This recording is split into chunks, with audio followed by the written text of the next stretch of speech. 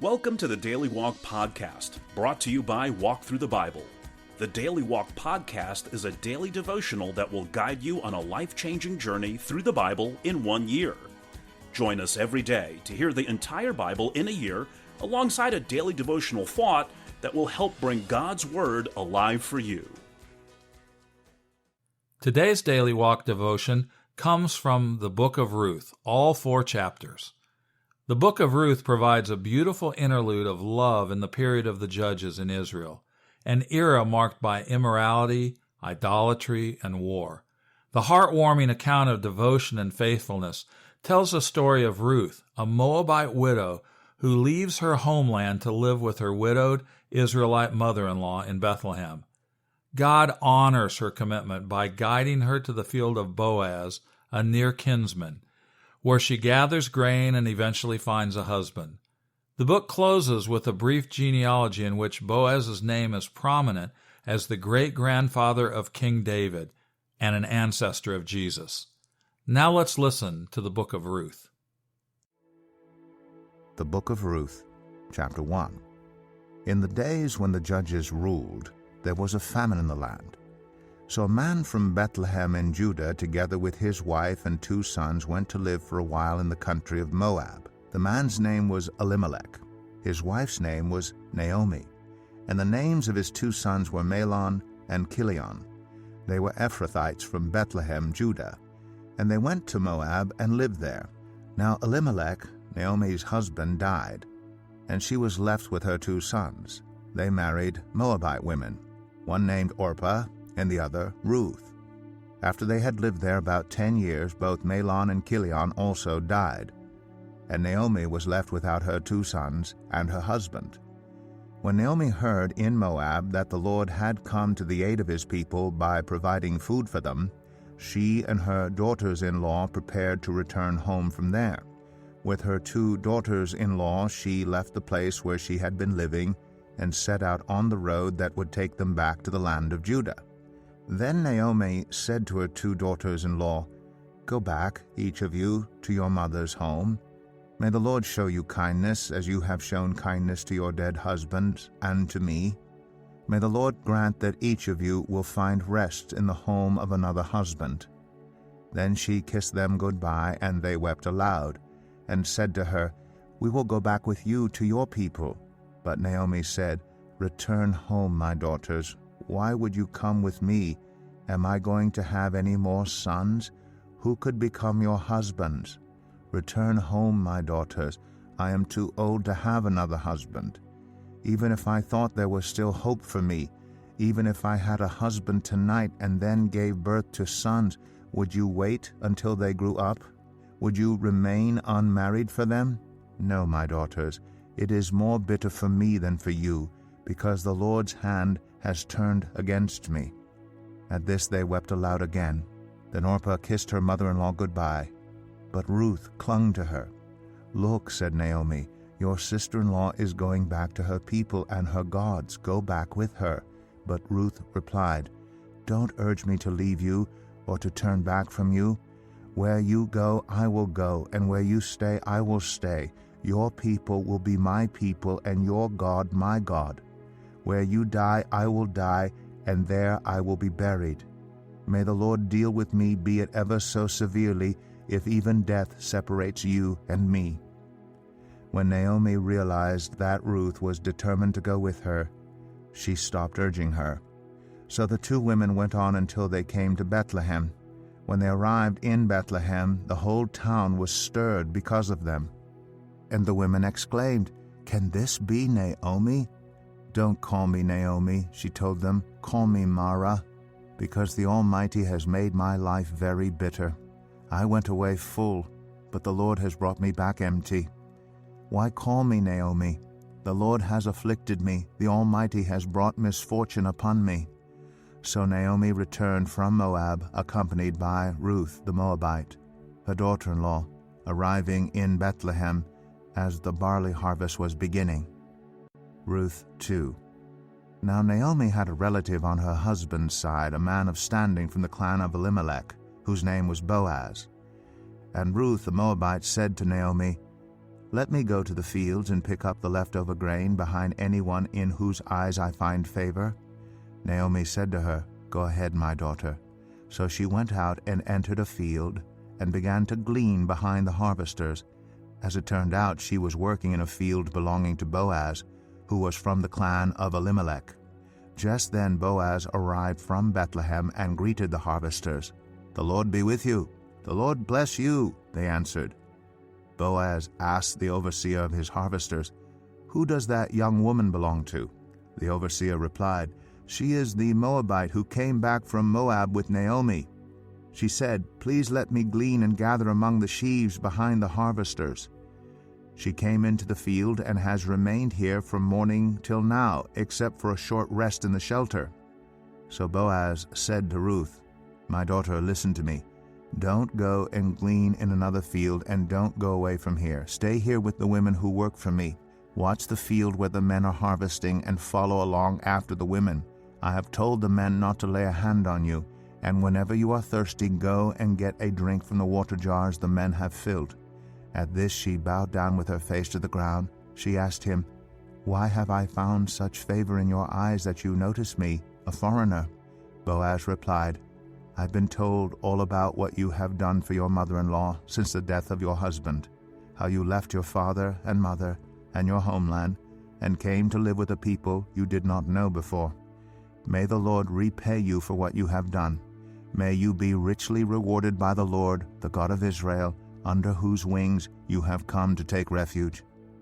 "May I continue to find favor in your eyes, my Lord," she said.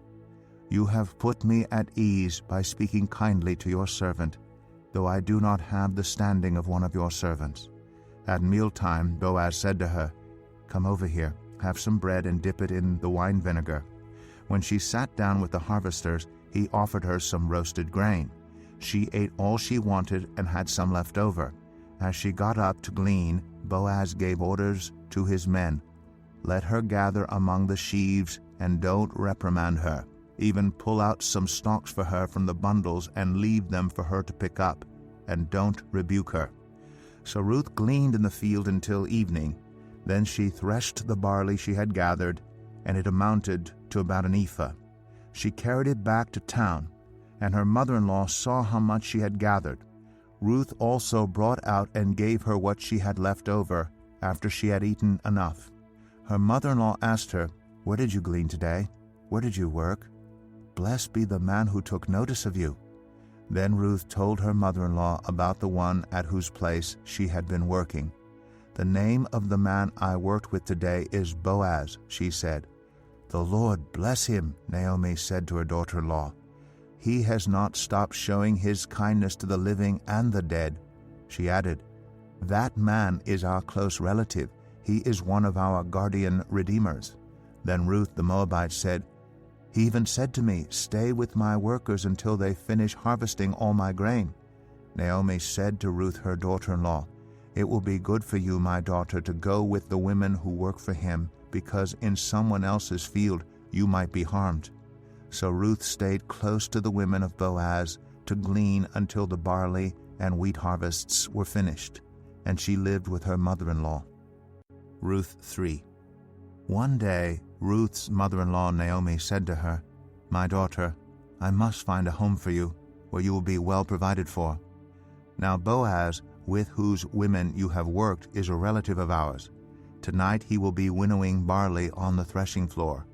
Wash, put on perfume, and get dressed in your best clothes.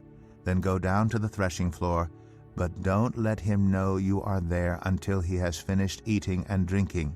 When he lies down, note the place where he is lying. Then go and uncover his feet and lie down. He will tell you what to do." "I will do whatever you say," Ruth answered. So she went down to the threshing floor and did everything her mother-in-law told her to do. When Boaz had finished eating and drinking and was in good spirits, he went over to lie down at the far end of the grain pile. Ruth approached quietly, uncovered his feet, and lay down. In the middle of the night something startled the man. He turned, and there was a woman lying at his feet. "Who are you?" he asked. "I am your servant Ruth," she said. "Spread the corner of your garment over me," since you are a guardian redeemer of our family?"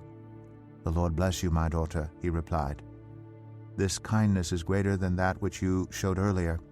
You have not run after the younger men, whether rich or poor. And now, my daughter, don't be afraid. I will do for you all you ask. All the people of my town know that you are a woman of noble character. Although it is true that I am a guardian redeemer of our family, there is another who is more closely related than I. Stay here for the night, and in the morning, if he wants to do his duty as your guardian redeemer, good, let him redeem you. But if he is not willing, as surely as the Lord lives, I will do it. Lie here until morning." So she lay at his feet until morning, but got up before anyone could be recognized. And he said, "No one must know that a woman came to the threshing floor." He also said, "Bring me the shawl you are wearing and hold it out." When she did so, he poured into it 6 measures of barley and placed the bundle on her. Then he went back to town. When Ruth came to her mother-in-law, Naomi asked, "How did it go, my daughter?" Then she told her everything Boaz had done for her, and added, "He gave me these 6 measures of barley, saying, 'Don't go back to your mother-in-law empty-handed.'" Then Naomi said, "Wait, my daughter, until you find out what happens, for the man will not rest until the matter is settled today." Ruth 4. Meanwhile, Boaz went up to the town gate and sat down there just as the guardian redeemer he had mentioned came along. Boaz said, "Come over here, my friend, and sit down." So he went over and sat down. Boaz took 10 of the elders of the town and said, "Sit here," and they did so. Then he said to the guardian redeemer, "Naomi, who has come back from Moab, is selling the piece of land that belonged to our relative Elimelech. I thought I should bring the matter to your attention and suggest that you buy it in the presence of these seated here and in the presence of the elders of my people. If you will redeem it, do so. But if you will not, tell me, so I will know. For no one has the right to do it except you, and I am next in line." "I will redeem it," he said. Then Boaz said, "On the day you buy the land from Naomi, you also acquire Ruth the Moabite, the dead man's widow, in order to maintain the name of the dead with his property." At this the guardian redeemer said, "Then I cannot redeem it because I might endanger my own estate. You redeem it yourself. I cannot do it." Now in earlier times in Israel, for the redemption and transfer of property to become final, one party took off his sandal and gave it to the other. This was the method of legalizing transactions in Israel. So the guardian redeemer said to Boaz, "Buy it yourself," and he removed his sandal. Then Boaz announced to the elders and all the people, "Today you are witnesses that I have bought from Naomi all the property of Elimelech, Chilion, and Mahlon. I have also acquired Ruth the Moabite, Mahlon's widow, as my wife, in order to maintain the name of the dead with his property, so that his name will not disappear from among his family or from his hometown. Today you are witnesses." Then the elders and all the people at the gate said, "We are witnesses. May the Lord make the woman who is coming into your home like Rachel and Leah, who together built up the family of Israel. May you have standing in Ephrathah and be famous in Bethlehem. Through the offspring the Lord gives you by this young woman, may your family be like that of Perez, whom Tamar bore to Judah." So Boaz took Ruth, and she became his wife. When he made love to her, the Lord enabled her to conceive, and she gave birth to a son. The women said to Naomi, "Praise be to the Lord, who this day has not left you without a guardian redeemer. May he become famous throughout Israel. He will renew your life and sustain you in your old age. For your daughter-in-law, who loves you and who is better to you than 7 sons, has given him birth." Then Naomi took the child in her arms and cared for him. The women living there said, "Naomi has a son," and they named him Obed. He was the father of Jesse, the father of David. This then is the family line of Perez. Perez was the father of Hezron, Hezron the father of Ram, Ram the father of Amminadab, Amminadab the father of Nahshon, Nahshon the father of Salmon, Salmon the father of Boaz, Boaz the father of Obed, Obed the father of Jesse, and Jesse the father of David. And now here's our Daily Walk devotional thought for today. It really is true that love is more readily demonstrated than described. Ruth demonstrated the true character of love when she willingly and steadfastly pledged her allegiance and devotion to her mother-in-law Naomi. Clearly, by traveling to a foreign country, she had more to lose than gain. She was still young and could easily have remarried someone from her own culture. But her primary concern was not for her own well-being, but rather for the well-being of Naomi. Ruth exemplifies sacrificial love, the kind of love that Jesus portrayed when he gave his life for us. How can you give of yourself sacrificially to someone around you? Maybe your spouse, your roommate, employer, neighbor, friend. Think about one specific person, and then ask God to show you one specific act of selfless love that you can do for that person, and the date by which you'll complete it. Don't let this stay in theory land. Make it practical and pick a person and a specific act right now. Thank you for joining us today for the Daily Walk Podcast from Walk Thru the Bible. Be with us tomorrow as we continue our life-changing journey through the Bible in a year. Love this episode of the Daily Walk Podcast? We'd love for you to rate and give us a review on iTunes or Google Play. Make sure you subscribe so you won't miss an episode as we walk through God's Word together. For more resources to help you live God's Word, visit walkthru.org. That's WALKTHRU.org. Walk through the Bible. Take a walk, change the world.